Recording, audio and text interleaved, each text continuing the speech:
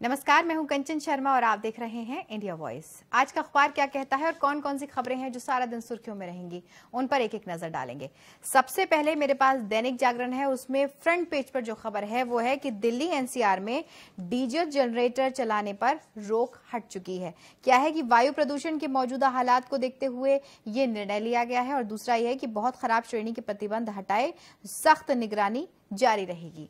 क्या है इसमें कि केंद्रीय प्रदूषण नियंत्रण बोर्ड यानी कि सीपीसीबी के साथ में ग्रेडेड रिस्पांस एक्शन प्लान यानी कि ग्रैप की सब कमेटी की हुई बैठक में दिल्ली एनसीआर में डीजल जनरेटर पर लगी रोक तत्काल प्रभाव से हटा दी गई है। ये बैठक वीडियो कॉन्फ्रेंसिंग के जरिए हुई, तो कहीं ना कहीं राहत भी कही जा सकती है कि सीपीसीबी के सदस्य सचिव डॉक्टर प्रशांत गारगवा की जो अध्यक्षता थी उसमें बुधवार को आयोजित बैठक में प्रदूषण की मौजूदा स्थिति को लेकर के विचार विमर्श वहां पर हुआ बैठक में।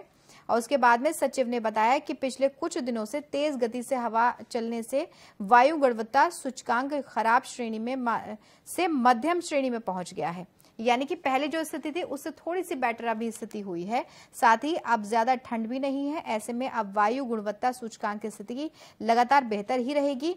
कम से कम अब बहुत खराब श्रेणी नहीं आएगी। इन्हीं सब बातों को ध्यान में रखते हुए डीजी सेट पर लगी जो रोक है उस सहित बहुत खराब श्रेणी के प्रतिबंध हटा दिए गए हैं।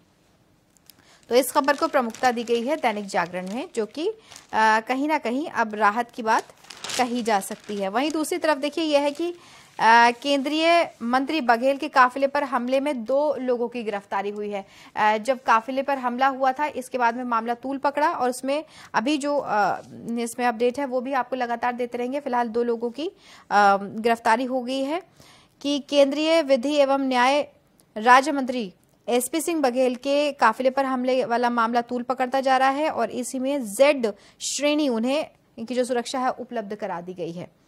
केंद्रीय मंत्री अनुराग ठाकुर सहित वरिष्ठ भाजपा नेताओं ने निर्वाचन आयोग को पूरे मामले से अवगत करवाया है। इधर मैनपुरी पुलिस ने एक नामजद सहित 2 आरोपियों को गिरफ्तार कर लिया गया है। तो जेड श्रेणी की जो उनको सुरक्षा है वो इसमें मिल चुकी है।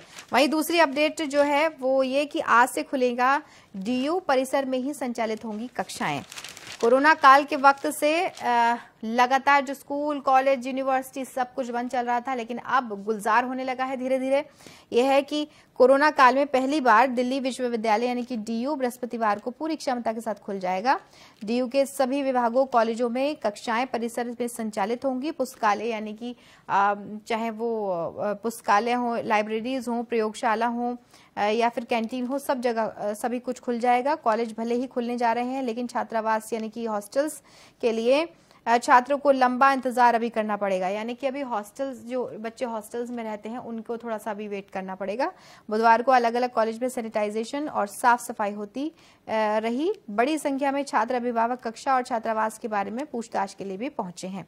तो ये अपडेट है और कहीं ना कहीं बहुत राहत वाली भी बात है, क्योंकि बहुत लंबे समय से स्कूल, कॉलेज और यूनिवर्सिटीज बंद आ रहे थे, लेकिन अब धीरे धीरे जैसे कि मैंने बताया कि गुलजार होने लगे हैं, स्टूडेंट्स पहुंच रहे हैं, लेकिन अभी जो हॉस्टलर्स हैं उनको थोड़ा सा वेट करना पड़ेगा।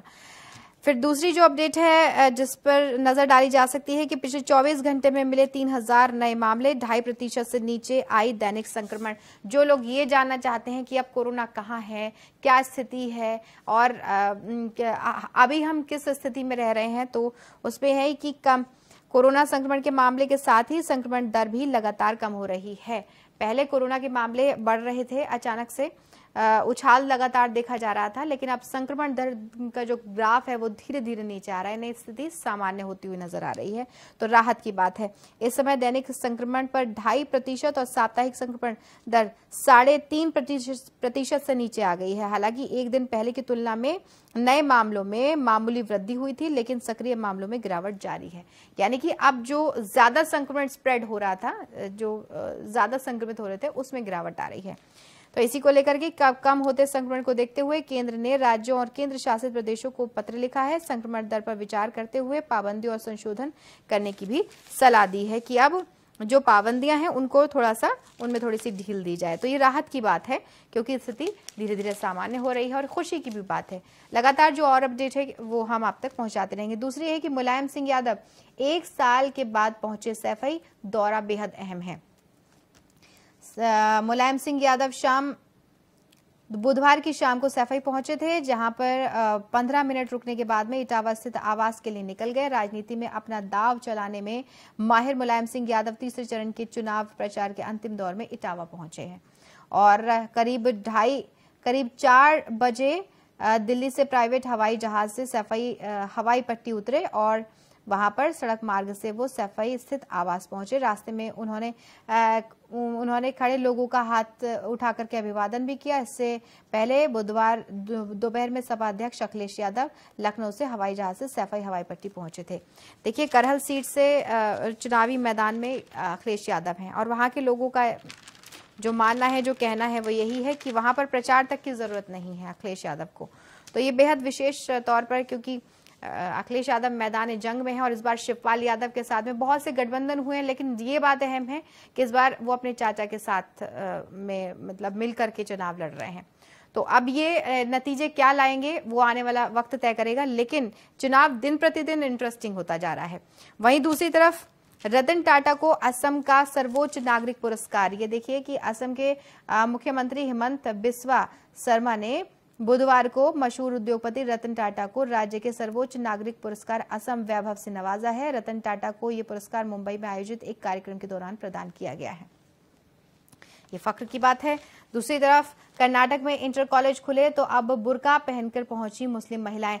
जो कर्नाटक का विवाद है वो अभी थम नहीं रहा है, उसमें लगातार अपडेट हम आप तक पहुंचाते रहते हैं और लगातार उसमें वाद विवाद बड़े समय से लगातार चला आ रहा है। इसमें है कि बुधवार को इंटर और डिग्री कॉलेज खुले तो हिजाब विवाद बुर्का तक पहुंचता नजर आया। कई जिलों में बुर्का पहनकर बड़ी संख्या में छात्राएं कॉलेज पहुंची और हालांकि किसी को भी अंदर नहीं जाने दिया।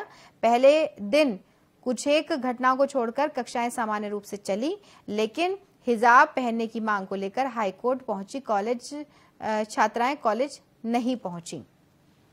तो ये है। और इसी विवाद पर राज्य के जो गृह मंत्री हैं उन्होंने कहा है कि हिजाब के लिए प्रदर्शन करने वालों के साथ अब कोई नरमी नहीं बरती जाएगी। छिटफुट घटनाओं को छोड़कर के पहले दिन सामान्य रूप से कक्षाएं चली हैं। वहीं एक और बात, असम में शहरों के नाम बदलने को होगी रायशुमारी, ऐसा हिमंत बिस्वा का कहना है। असम के मुख्यमंत्री हिमंत बिस्वा शर्मा ने बुधवार को यह ऐलान कर दिया है कि राज्य की सभ्यता और संस्कृति से मेल न खाने वाली जो जगह हैं उनके नामों को बदल दिया जाएगा और इसके लिए जल्द ही एक पोर्टल लॉन्च करके लोगों की सलाह भी मांगी जाएगी। तो ये कुछ विशेष खबरें हैं जिन पर आपको हम अपडेट भी पहुंचाते रहेंगे और आपको लगातार इसमें पता चलता रहेगा कि क्या कुछ अपडेट है और क्या ज्यादा जानकारी है। वहीं देखिए, कोरोना के संक्रमण की ही अमर उजाला में भी बात है कि कोरोना संक्रमण घटा है तो केंद्र ने कहा कि हटाएं या फिर कम करें पाबंदियां। जो भी पाबंदियां थी उनको कम कर दिया जाए या अगर स्थिति सामान्य है तो उनको हटा दिया जाए। तो ये कहीं ना कहीं राहत की खबर है, क्योंकि सुचारू रूप से सभी कुछ चले इसके लिए विशेष तौर पर जरूरी है कि पाबंदियां हटाई जाए, बशर्ते संक्रमण ज्यादा ना फैले। यह है कि इसमें है कि 30,615 नए मरीज मिले तो 514 की मौत भी हुई है, लेकिन मुंबई में 2 जनवरी के बाद में कोरोना से मौत नहीं हुई है, क्योंकि हम सभी ने देखा है कि मुंबई में सबसे ज्यादा मुंबई और केरल में सबसे ज्यादा जो केस थे वो सामने आए। एक और जो बड़ी और अहम खबर है कि 2 पहिया वाहन पर अब 4 साल से कम उम्र के बच्चों के लिए भी हेलमेट जरूरी हो गया है। 4 साल से ऊपर के बच्चों के लिए सभी हेलमेट इंपॉर्टेंट था, लेकिन अब 4 साल से कम उम्र के जो बच्चे हैं उनके लिए भी जरूरी है। सरकार ने जारी की अधिसूचना, 40 से ज्यादा की रफ्तार पर लगेगा 1,000 रुपए का जुर्माना। जिस तरह से तेज रफ्तार से वाहन जाते हैं तो उससे ज्यादा से ज्यादा एक्सीडेंट होने की संभावनाएं होती हैं और होती भी हैं। इसी के लिए सेफ्टी पर्पस से रखा गया है कि बच्चों को 2 पहिया वाहन पर पीछे की सीट पर बैठाने वक्त उसे चालक से सेफ्टी हॉर्नेंस की मदद से सुरक्षित रखा जाता है। तो देखिए, यह है कि 2 पहिया वाहन पर सवार 4 साल से कम आयु के जो बच्चे हैं उनके लिए अब क्रैश हेलमेट और सेफ्टी हार्नेस अनिवार्य हो गया है। सड़क पर बच्चों की सुरक्षा सुनिश्चित करने के लिए सरकार ने केंद्रीय मोटर वाहन कानून में जो जरूरी संशोधन है वो किया है। तो ये बड़ी और इंटरेस्टिंग भी खबर है और बड़ी अहम खबर है। दूसरी तरफ ये है कि एक जो दर्दनाक हादसा हुआ ये कि शादी की रस्म के दौरान ही कुएं का स्लैब टूट गया, जिसमें से 13 लोगों की इसमें जान जा चुकी है। 11 बच्चियां और युवतियां इसमें शामिल हैं। इसमें सीएम योगी आदित्यनाथ ने ट्वीट करके दुख भी जाहिर किया है और जो अपडेट होगी हम आप तक पहुंचाते रहेंगे। वहीं एक और कि स्कूल में हिजाब को अनुमति देने की मांग। हिजाब का जो मामला है, जिस तरह मैंने बताया, इसमें भी जिक्र है कि अखिल भारतीय आपसी भाईचारा भारतीय समाज ट्रस्ट के पदाधिकारियों और कार्यकर्ताओं ने स्कूल में हिजाब को अनुमति देने की मांग उठाई है। इसके लिए कलेक्ट्रेट प्रभारी को राष्ट्रपति के नाम ज्ञापन सौंपा गया है। हिजाब का जो मामला है लगातार तूल पकड़ता जा रहा है। इसमें जो वाद विवाद हैं वो सामने आ रहे हैं, जो अलग अलग बातें हैं सबकी वो लगातार सामने आ रही हैं और हम अब तक बातें और जो भी इसमें अपडेट है वो पहुंचाते रहेंगे। बघेल और हंस समेत 24 भाजपाई ऐसे हैं जिनको वीआईपी सुरक्षा दी गई है। उनकी सुरक्षा भी बढ़ा दी गई है। जिस तरह से आप अभी मैंने जिक्र किया इस बात का, क्योंकि जो एसपी सिंह बघेल पर हमला हुआ उसके बाद में सियासत बढ़ी और उसके बाद में सुरक्षा भी उनकी बढ़ा दी गई। ये तमाम तरह की खबरें हैं जिनको लेकर के आपको अपडेट हम लगातार पहुंचाते रहेंगे। और विधानसभा चुनाव हैं, तीसरे चरण की वोटिंग होनी है, इसके लिए पूरी तरह से सभी पार्टियां जोर आजमाइश में हैं। वहीं दूसरी तरफ कॉर्पोरेट कर्मचारियों की बात है। इसमें देखिए कि दैनिक भास्कर में जो फ्रंट पेज पर दिया गया है कि उनके वेतन 9.9% बढ़ेगा। इस साल कॉर्पोरेट सेक्टर में कर्मियों का औसत वेतन 9.9% बढ़ेगा। ये अनुमान ग्लोबल प्रोफेशनल सर्विसेज फर्म आउन पीएलसी ने 15,000 कंपनियों की स्टडी के आधार पर लगाया है। तो इस खबर को प्रमुखता दी गई है। वहीं दूसरी तरफ देखिए यूपी बिहार दिल्ली के भाइयों को पंजाब में राज करने घुसने नहीं देंगे। चरणजीत सिंह चन्नी के साथ में प्रियंका गांधी वाड्रा, कल जो तस्वीरें थी वो बाकायदा इसमें उसको जगह दी गई है और जिस वक्त वो वक्तव्य कर रहे थे तो उस वक्त प्रियंका गांधी हंसी भी। लगातार चुनावी प्रचार में लड़की हूं लड़ सकती हूं इस नारे के साथ प्रियंका गांधी इस बार चुनावी मैदान में मजबूती के साथ खड़ी हुई हैं। पंजाब एडीजीपी का पुलिस को निर्देश कि अगले 3 दिन रहे अलर्ट, हर हाल में रोके शराब की तस्करी, क्योंकि तीसरे चरण का मतदान होना है। इसके लिए विशेष तौर पर एहतियात और आचार संहिता लगने के बाद में सूबे में लगातार बड़ी मात्रा में अवैध शराब और नशा पकड़ा जा रहा है। अब चुनाव के लिए मतदान को अब और मात्र 3 ही दिन बचे हैं और ऐसे में वोटों को खरीद फरोख्त की आशंका भी बढ़ जाती है। इसके लिए पैसा और शराब मुख्य जरिया माना जा रहा है। तो चुनाव आयोग और पुलिस लगातार नजर बनाए हुए है। हालात में कोई बदलाव नहीं आया।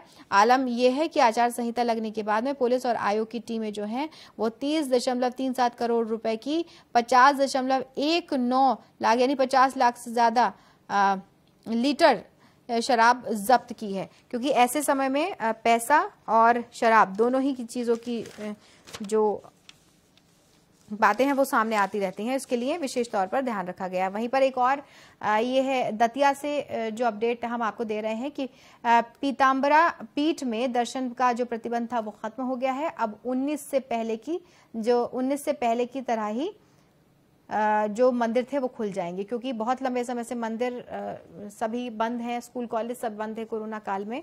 कोरोना की तीसरी लहर की विदाई शुरू होते ही श्री पीताम्बरा पीठ आम दर्शनार्थियों के लिए पहले की तरह ही समय पर खोलने का निर्णय लिया गया है। 19 फरवरी से मंदिर आम दर्शनार्थियों के लिए सुबह 5 बजे से रात 10 बजे तक खुल जाएंगे, यानी कि सुबह 5 बजे से 10 बजे तक आराम से दर्शन किए जा सकते हैं। तो ये कहीं ना कहीं श्रद्धालुओं के लिए अहम अपडेट भी है और बड़ी खबर भी है। 18 से 21 फरवरी तक आयोजित होगा इंडिया इंटरनेशनल ज्वेलरी शो।